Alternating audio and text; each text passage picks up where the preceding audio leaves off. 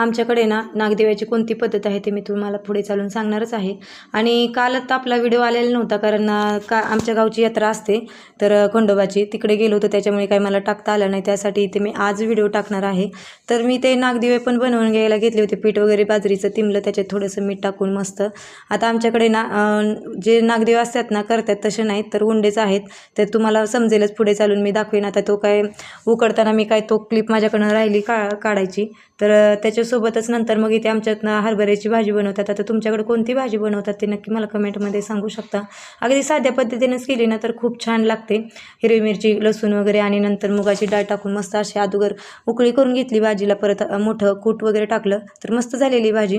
तर तुम्हाला आवडते का नक्की मला मध्ये सांगू शकता. आणि ते तुम्ही पाहिलेलं असेल की आमच्याकडे असे नागदिवे असतात. तर तुमच्याकडे कोणती पद्धत आहे ते नक्की मला कमेंटमध्ये सांगा. आणि माझे व्हिडिओ आवडले असतील तर चॅनलला लाईक, शेअर, सबस्क्राईब करा. आणि पुन्हा असंच नवीन